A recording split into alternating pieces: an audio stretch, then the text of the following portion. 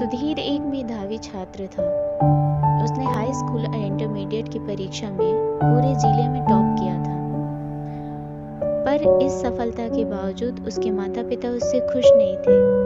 कारण यह था कि उसे अपनी पढ़ाई लिखाई को लेकर घमंड और अपने बड़ों से तमीज से बात ना करना। वह अक्सर ही लोगों से ऊंची आवाज में बात किया करता और अकारण ही उनका मजाक उड़ा देता।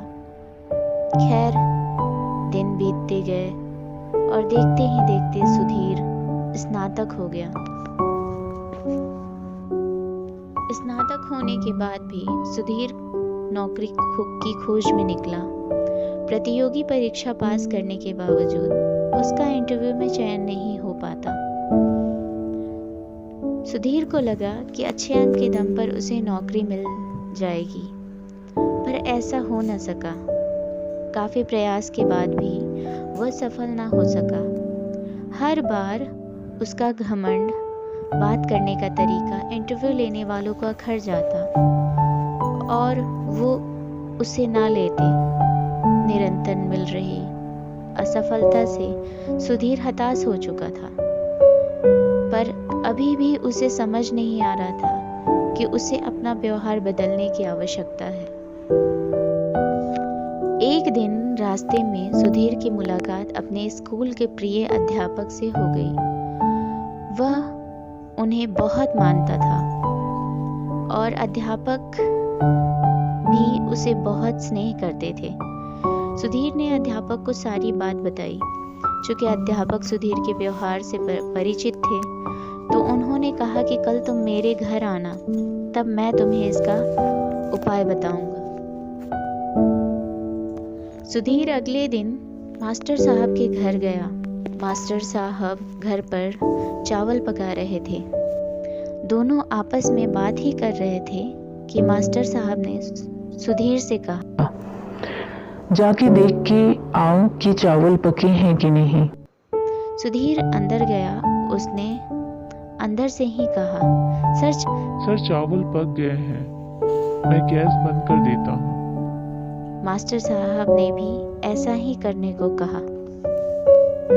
अब सुधीर और मास्टर साहब आमने सामने बैठे थे। मास्टर साहब सुधीर की तरफ मुस्कुराते हुए बोले, सुधीर, तुमने कैसे पता लगाया कि चावल पक गए हैं? सुधीर बोला, ये तो बहुत आसान था। मैंने चावल का एक दाना उठाया और उसे चेक किया कि वो पका है कि नहीं।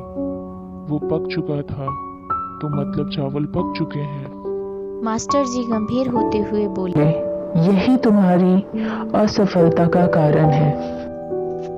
तब मास्टर साहब समझाते हुए बोले कि एक चावल के दाने ने पूरे चावल का हाल बयां कर दिया। सिर्फ एक चावल का दाना काफी है ये बताने को कि आने चावल पके हैं या नहीं। हो सकता है कि कुछ चावल ना पके हों, पर तुम उन्हें नहीं खोज सकते। वो तो सिर्फ खाते वक्त ही अपना स्वभाव बताएंगे। इसी प्रकार मनुष्य कई गुणों से बना होता है। पढ़ाई लिखाई में अच्छा होना उन्हीं गुणों में से एक है, पर इसके अलावा अच्छा व्यवहार, बड़ों के प्रति सम्मान, छोटों के प्रति प्रेम, सकारात्मक दृष्टिकोण, ये भी मनुष्य के आवश्यक गुण हैं और सिर्फ पढ़ाई लिखाई में अच्छा होने से कहीं ज्यादा जरूरी है। एक गुण तो पका लिया, पर बाकियों की तरफ ध्यान ही नहीं दिया। इसलिए जब कोई इंटरव्यूअर तुम्हारा इंटरव्यू लेता है, तो तुम उसे कहीं से पक्के और कहीं से कच्चे लगते हो, और अध पक्के चावलों की तरह ही कोई इस तरह के कैंडिडेट्स भी पसंद नहीं करता। सुधीर को अपनी गलती का एहसास हो चुका था। वो अब मास्टर जी के यहाँ से नई एनर्जी लेकर जा रहा था।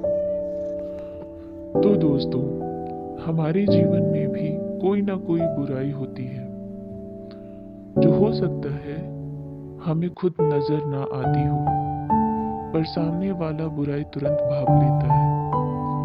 अंततः हमें निरंतर यह प्रयास करना चाहिए कि हमारे गुणों से बना चावल का एक एक दाना अच्छी तरह से पका हो, ताकि कोई कहीं से चखे, उसे हमारे अंदर पका हुआ दाना ही मिले।